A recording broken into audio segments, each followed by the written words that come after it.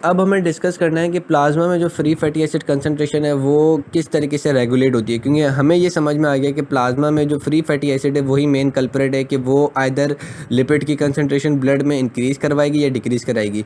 Let's say इसकी regulation अब हम एक तरीके से डिस्कस करते हैं। लेट्स से आपने खाना खाया तो उसके अंदर हाई लिपिड का कॉन्टेंट था। तो हमें पता है कि जब इंटेस्टाइनल ल्यूमन में ड्यूडेनम ज्यूजेनम इलियम में जब डाइजेशन होती है तो डाइजेशन होने के बाद क्या होता है कि जितना भी आपका लिपिड का कंटेंट होता है वो सारा अपना हाइड्रोलाइटिक प्रोडक्ट्स में आ जाता है। लाइक ट्राइएसाइल ग्लाइसरोल है तो वो अपनी हाइड्रोलाइटिक प्रोडक्ट में आ जाएगा 3 फैटी एसिड और ग्लाइसरोल के अंदर।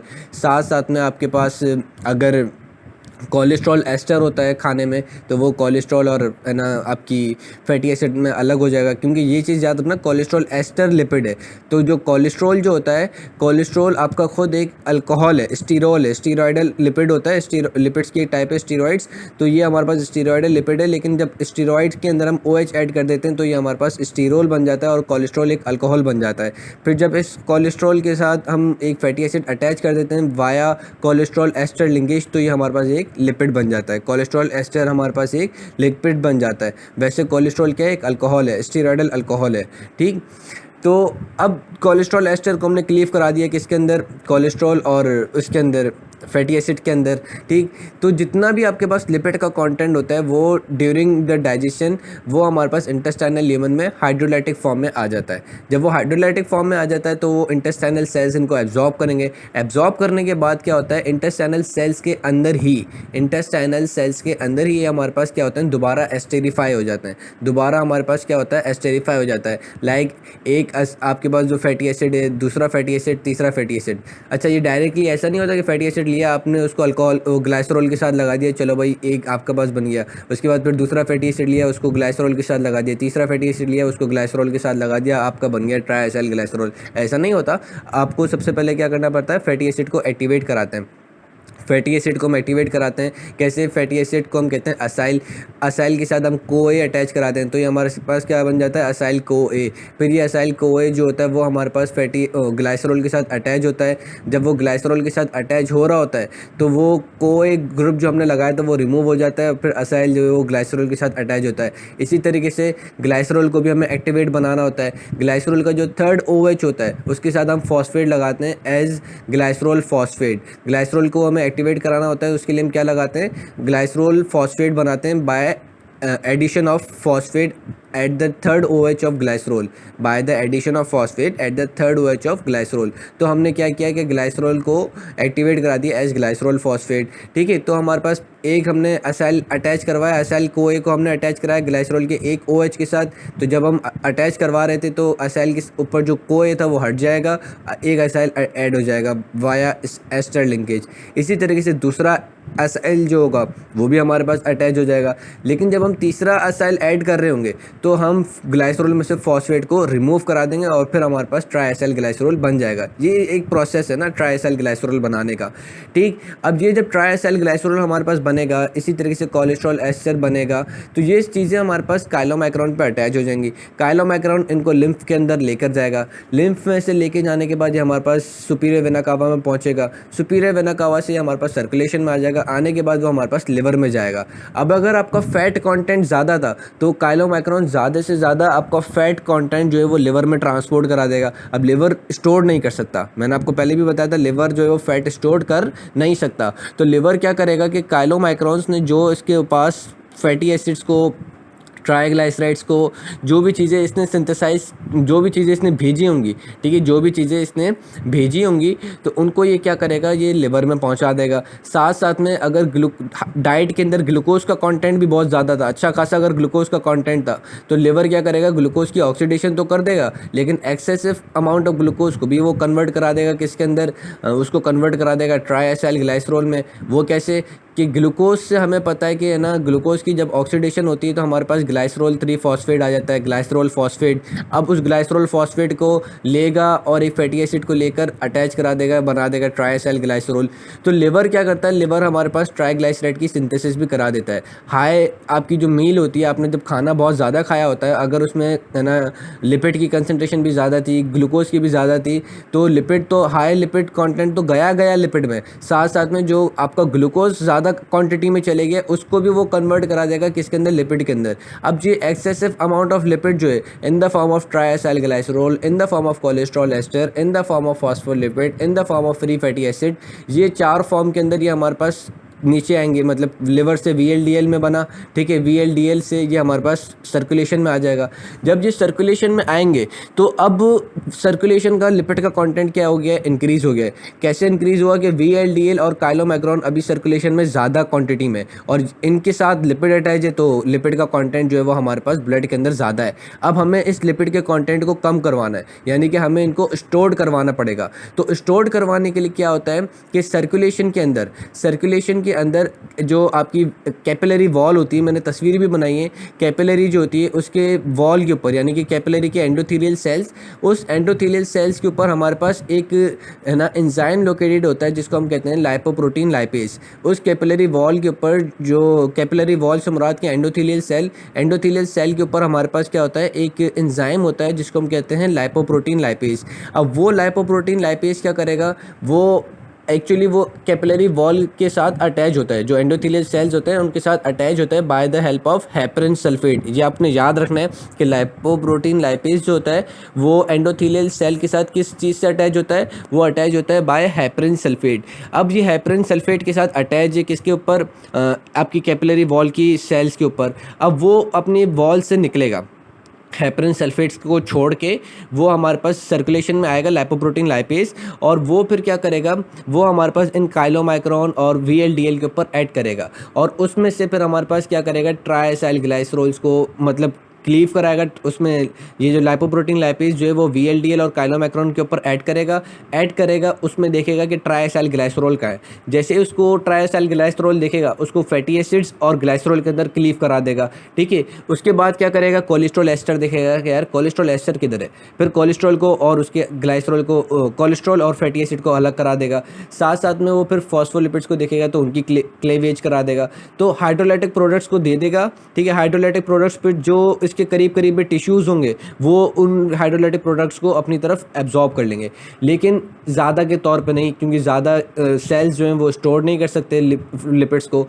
फिर हमारे पास क्या होगा कि एक्सेसिव काइलोमाइक्रोन्स और VLDL जो हैं वो चलेंगे सर्कुलेशन में चलने के बाद जब वो हमारे पास एडिपोज टिश्यू पे पहुंचेंगे, तो जिस ब्लड वेजल में ये चल रहे होंगे और जिस ब्लड वेजल के थ्रू ये एडिपोज टिश्यू पे पहुंचेंगे, तो उस ब्लड वेजल का लिपोप्रोटीन लाइपेज, उस ब्लड वेजल का लिपोप्रोटीन वेजल जब हमारे पास एडिपोज टिश्यू पे पहुंच जाएंगे, तो ब्लड वेजल का लिपोप्रोटीन लाइपेज क्या करेगा, वो इन VLDL और काइलोमैक्रोन के ऊपर ऐड करेगा, और जितना भी हमारे पास है ना एक्सेसिव VLDL और काइलोमैक्रोन होगा ब्लड में जो कि पहुंच रहा होगा एडिपोज टिश्यू पे, उनमें से सारा का सारा ट्राइएसाइलग्लाइसरोल को क्लीव करा देगा, ठीक है, in the form of fatty acids and glycerol. साथ साथ में हमारे पास कोलेस्ट्रॉल एस्टर को क्लीव करा देगा कोलेस्ट्रॉल और एस्टर की फॉर्म में, ठीक है। तो ये हमारे पास जितना भी एक्सेसिव अमाउंट ऑफ लिपिड्स था वो इन the form of their hydrolytic product वो हमारे पास क्या होंगे, अब एडिपोज टिश्यू में एब्जॉर्ब हो जाएंगे।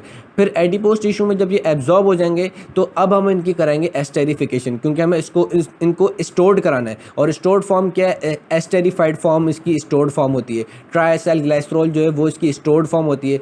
अब इनकी क्या होगी, एस्टेरिफिकेशन। और एस्टेरिफिकेशन के लिए मैंने आपको अभी ही बताया कि एस्टेरिफिकेशन के लिए हमारे पास क्या होना लाजमी है, हमारे पास अल्फा ग्लाइसरोल फॉस्फेट होना लाजमी है, हमारे पास असाइल कोए का होना लाजमी है। खाली ग्लाइसरोल और खाली असाइल से काम नहीं चलने वाला, हमें इनकी एक्टिवेटेड फॉर्म चाहिए। और एक्टिवेटेड फॉर्म क्या है, ग्लाइसरोल की activated form alpha glycerol phosphate, और है ना जो आपका असाइल है उसकी एक्टिवेटेड फॉर्म क्या है, असाइल कोए, ठीक है।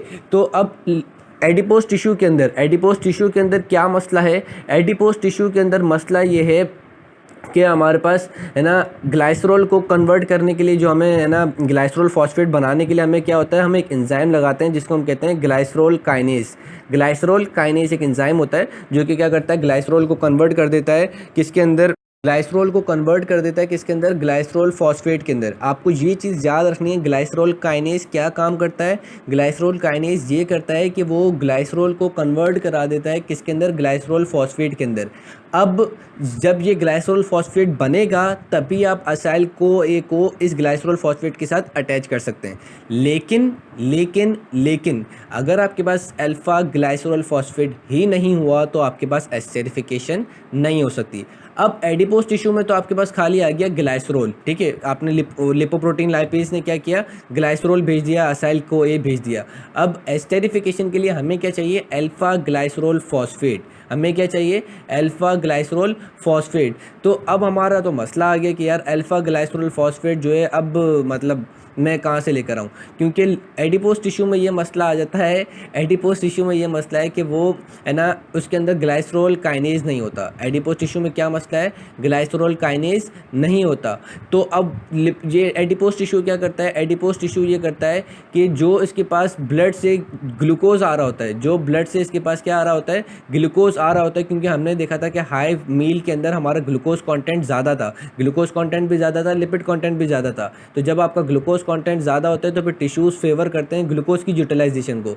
तो ग्लूकोज जब हमारे पास एडिपोज टिश्यू पे आ रहा होगा with the help of blood, तो वो क्या करेगा, एडिपोज टिश्यू ग्लूकोज की ग्लाइकोलाइसिस करेगा, और ग्लूकोज की ग्लाइकोलाइसिस से हमारे पास ग्लाइसरॉल फॉस्फेट भी आता है, ठीक है, G3P भी बनता है, साथ साथ में DHAP डायहाइड्रो ऑक्सी एसीटोन फॉस्फेट ये भी बनता है। तो डायहाइड्रो ऑक्सी एसीटोन फॉस्फेट को जब हम ऑक्सीडाइज करते हैं तो हमारे पास क्या आ जाता है, ग्लाइसरॉल फॉस्फेट। तो याद रखना लिवर एडिपोज टिश्यू में क्या चीज़ समझ में आ रही है, एडिपोज टिश्यू में जो लिपोलाइसिस से हमारे पास ग्लाइसरॉल आता है वो एडिपोज टिश्यू यूज़ नहीं कर सकता, क्योंकि ग्लाइसरॉल को कन्वर्ट करने के लिए इन the form of glycerol phosphate glycerol kinase की नीड है, और ग्लाइसरॉल काइनेज एडिपोज टिश्यू में नहीं है।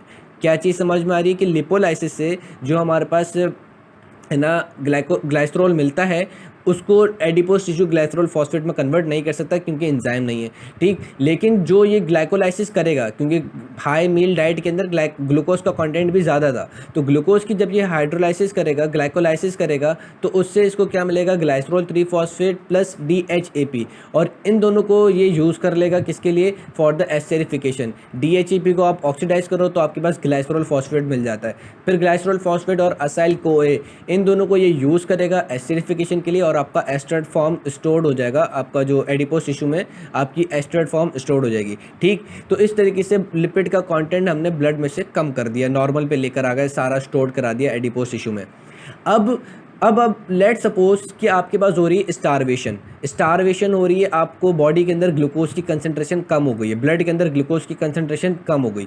अब आपके पास आ गए दो मसले क्या आ गए कि एक तो आपको ब्लड के अंदर ग्लूकोज की कंसंट्रेशन को इंक्रीज भी कराना है, साथ साथ में दूसरा मसला क्या आ गया कि आपको different cells of the body को एनर्जी के लिए एक कंपाउंड भी देना है, ठीक। दो मसले आ गए, क्योंकि ग्लूकोज की कमी हुई ब्लड के अंदर। अब ग्लूकोज की कमी हुई तो सेल्स जो हैं, जितने भी बॉडी के सेल्स हैं, जैसे मैंने हार्मोन्स वगैरह में भी बताया था कि जितने भी बॉडी के सेल्स हैं उनको एनर्जी के लिए कुछ ना कुछ तो नीड होगी।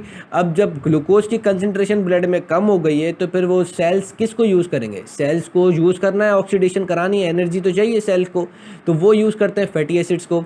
अब ब्लड में ग्लूकोज की कंसंट्रेशन कम हो गई है तो दो मसले आ गए। एक मसला ये आया कि भाई ब्लड के अंदर ग्लूकोज की कंसंट्रेशन कम है तो हमें ब्लड के अंदर ग्लूकोज की कंसंट्रेशन को भी इंक्रीज़ करवाना है।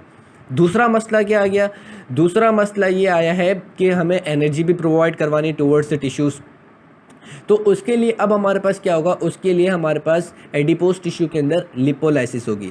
एडिपोज टिश्यू में क्या होगी, लिपोलाइसिस होगी, वो ज़्यादा से ज़्यादा लिपोलाइसिस करेगा। अब ये लिपोलाइसिस कैसे होती है कि एडिपोज टिश्यू के सेल्स के ऊपर, एडिपोज टिश्यू के जो सेल्स होते हैं, जाहिर सी बात है हमारे पास जो ये एडिपोज टिश्यू से मुराद क्या है, डिफरेंट एडिपोज टिश्यू के सेल, एडिपोज टिश्यू से क्या मुराद है, एडिपोज टिश्यू के सेल, और उन्हीं सेल के अंदर हमने ये एस्टेरिफाइड करके लिपिड्स को स्टोर किया हुआ है।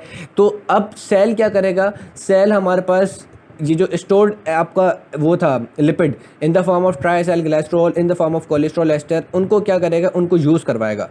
यूज़ कैसे करवाएगा, in the form of free fatty acid. किस तरीके से कि आपका जो ट्राइएसाइल ग्लाइसरॉल था वो जाएगा हमारे पास किसकी तरफ, वो जाएगा हमारे पास सेल की तरफ। सेल के ऊपर हमारे पास लोकेटेड होता है एक रिसेप्टर जिसको हम कहते हैं hormone sensitive lipase. Hormone sensitive lipase कहाँ पे लोकेटेड होता है, सेल के ऊपर लोकेटेड होता है। अब सेल में से जैसे हमारे पास ट्राइएसाइल ग्लाइसरॉल, अब सेल में से बाहर तो निकलना है ना, बाहर कैसे निकलेगा, सेल में से बाहर निकलने के लिए इसको सेल मेम्ब्रेन को क्रॉस करना है, और सेल मेम्ब्रेन के ऊपर क्या लोकेटेड है, लाइपोप्रोटीन। सेल मेम्ब्रेन के ऊपर क्या लोकेटेड है, सेल मेम्ब्रेन के ऊपर लोकेटेड है hormone sensitive lipase. Cell membrane पे क्या लोकेटेड है, सेल मेम्ब्रेन पे लोकेटेड है हार्मोन सेंसिटिव लाइपेज। क्या चीज़ समझ में आ रही है कि ब्लड के अंदर फैटी एसिड की कंसंट्रेशन कम है, लिपिड की कंसंट्रेशन कम है, ग्लूकोज की कंसंट्रेशन कम है, तो हमें ब्लड के अंदर अभी ये चीज़ें इंक्रीज़ करवानी है। तो ब्लड के अंदर ये चीज़ें इंक्रीज़ कैसे करवाएंगे? जब एडिपोज टिश्यू अपने अंदर से ये चीज़ निकालेगा, ट्राइएसाइल ग्लाइसरोल निकालेगा। अब जब एडिपोज टिश्यू के सेल अपने अंदर से ये चीज़ निकालेंगे तो सबसे पहला बैरियर क्या आ रहा है? सबसे पहला बैरियर आ रहा है सेल मेम्ब्रेन। और सेल मेम्ब्रेन के ऊपर क्या चीज़ लोकेटेड है? सेल मेम्ब्रेन के ऊपर लोकेटेड है हार्मोन सेंसिटिव लाइपेज। अब हार्मोन सेंसिटिव लाइपेज क्या करता है? वो हमारे पास, इसको हम हार्मोन सेंसिटिव क्यों कह रहे हैं? क्योंकि ये हमारे पास वेरियस हार्मोन से एक्टिवेट हो जाता है। जैसे ही हमारे पास ब्लड के अंदर ग्लूकोज की कंसंट्रेशन कम होती है तो ग्लूकागॉन इसको एक्टिवेट करा देता है, कैटिकोल अमाइंस इसको एक्टिवेट करा देते हैं। हम डिस्कस करेंगे कौन कौन इसको एक्टिवेट कराता है, अभी सिर्फ हम एक जनरल देख रहे हैं। वो ये कि हार्मोन सेंसिटिव लाइपेज समझ लो कि एक्टिवेट हो गया by glucagon, by epinephrine, by catecholamines, by glucocorticoids. हर वो हार्मोन जो कि हमारे पास है ना, इसकी increase fatty acid concentration in blood करवाएगा। ठीक, तो अब जैसे ही हार्मोन सेंसिटिव लाइपेज एक्टिवेट होगा तो वो क्या करेगा? वो हमारे पास ट्राइएसाइल ग्लाइसरोल की लिपोलाइसिस करा देगा। ट्राइएसाइल ग्लाइसरोल को लिपोलाइज कर देगा इन the form of alpha glycerol phosphate and free fatty acid. अब फ्री फैटी एसिड जो होता है वो हमारे पास 3 बनेंगे, जाहिर सी बात है 3 फ्री फैटी एसिड बनेंगे। इसमें से एक ट्राइएसाइल ग्लाइसरोल में से 3 फ्री फैटी एसिड और अल्फा ग्लाइसरोल फॉस्फेट बन जाएगा। ठीक है, अब ये हमने बाहर भिजवा दिए भाई, किसके अंदर? ब्लड के अंदर। अब अल्फा ग्लाइसरोल फॉस्फेट तो चले जाएगा कहाँ पे? सीधा हमारे पास पहुँच जाएगा लिवर के अंदर, और लिवर उसको यूज़ कर देगा किसके लिए? ग्लूकोनियोजेनेसिस के लिए, ताकि हमारे पास ब्लड के अंदर ग्लूकोज की कंसंट्रेशन भी इंक्रीज़ हो सके। साथ साथ में हमारे पास ये जो फ्री फैटी एसिड है इसको ट्रैवल कैसे कराएं? मसला तो सारा ये है, ट्रांसपोर्ट तो हो नहीं सकता। उसके लिए हम बुलाएंगे एल्ब्यूमिन, मेरे दोस्त वापस आ जाने मेरे लिए। एल्ब्यूमिन आएगा, एल्ब्यूमिन के साथ बैठ के पानी में सवार हो जाएगा कश्ती बना के, चल मेरा भाई हम पहुँच गए लिवर के अंदर और डिफरेंट टिश्यूज़ की तरफ। डिफरेंट टिश्यूज़ को उसने फैटी एसिड दिया, भाई मैं आ गया हूँ, मुझे यूज़ कर लो एनर्जी पर्पज़ के लिए, ऑक्सीडेशन कर दो मेरी। ठीक है, साथ साथ में ये पहुँचेगा लिवर की तरफ। लिवर क्या करेगा? लिवर हमारे पास इसकी ऑक्सीडेशन करेगा।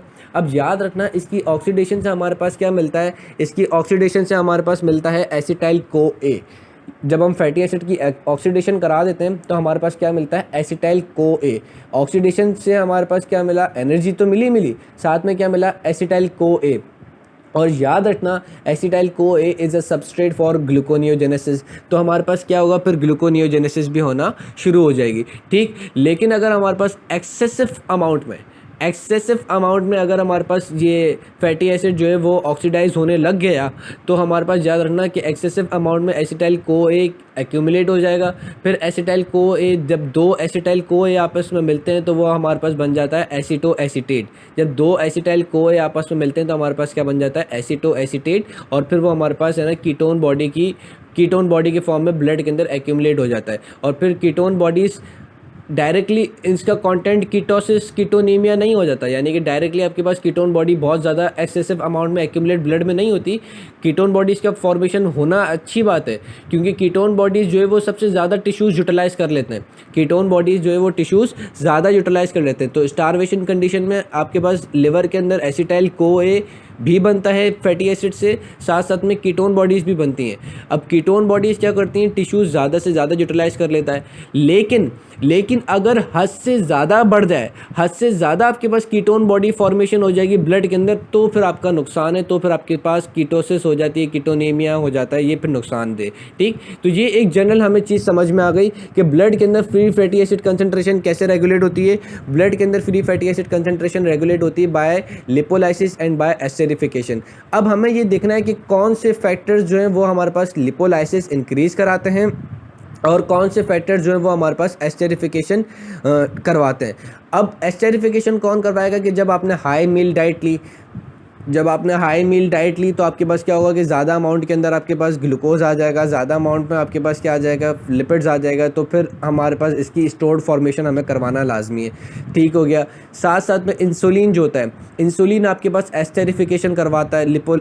इंसुलिन क्या करता है? इंसुलिन आपकी एस्टेरिफिकेशन करवाता है। वो किस तरीके से? कि जो हमारा हार्मोन सेंसिटिव लाइपेज था उसको ये इनहिबिट कराता है। इंसुलिन क्या करता है? हमारा हार्मोन सेंसिटिव लाइपेज को इनहिबिट कराता है। इंसुलिन क्या करता है? हार्मोन सेंसिटिव लाइपेज को इनहिबिट कराता है।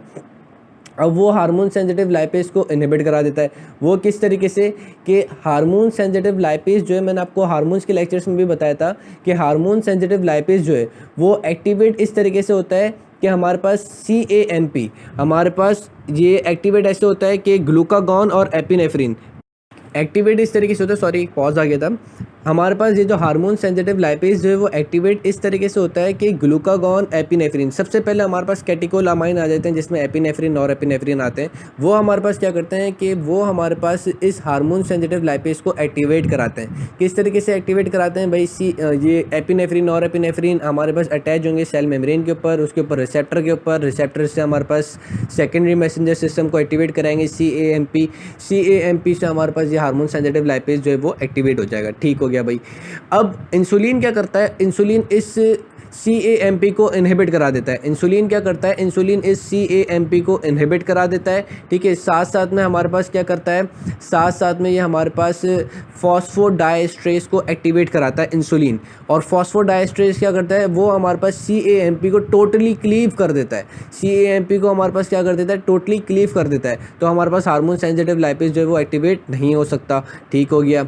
और ऑन दी अदर हैंड अगर हमें है ना ब्लड के अंदर फ्री फैटी एसिड कंसंट्रेशन को इंक्रीज कराना है, लिपोलाइसिस करानी है, तो कैटेकोलामाइंस क्या करते हैं, हार्मोन सेंसिटिव लाइपेज को एक्टिवेट करा देते हैं। ठीक हो गया जी।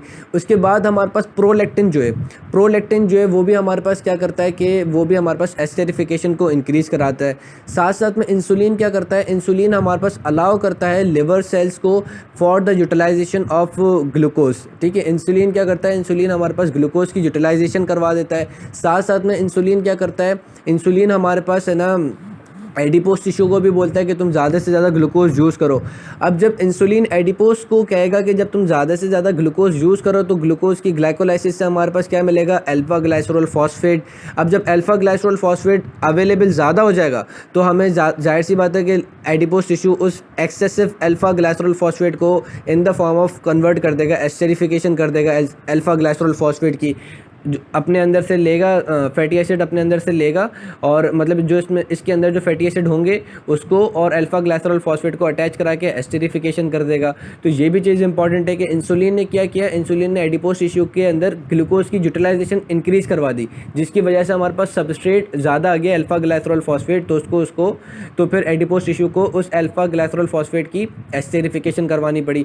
ठीक, साथ में अगर हमारे पास more availability of free fatty acid हो जाए और आफ्टर मील, ये सारे फैक्टर्स हैं जो कि हमारे पास एस्टेरिफिकेशन को इंक्रीज कराते हैं। लेकिन लिपोलाइसिस कौन कराता है कि जब ब्लड के अंदर ग्लूकोज की कंसंट्रेशन कम हो जाए, ब्लड के अंदर फ्री फैटी एसिड कम हो जाए, आपके पास स्टारवेशन कंडीशन आ जाए, आपके पास डायबिटीज़ मेलाइटिस आ जाए। इसमें डायबिटीज़ मेलाइटिस में क्या होता है कि आपके पास जो है वो ब्लड के अंदर ग्लूकोज की कंसंट्रेशन बढ़ती तो है लेकिन सेल्स जो हैं वो ग्लूकोज को यूज़ नहीं कर सकते, सेल्स जो हैं वो ग्लूकोज को यूज़ नहीं कर सकते। तो जब सेल्स ग्लूकोज को यूज़ नहीं कर सकते तो हमें कोई ना कोई तो चीज़ चाहिए यूटिलाइजेशन के लिए।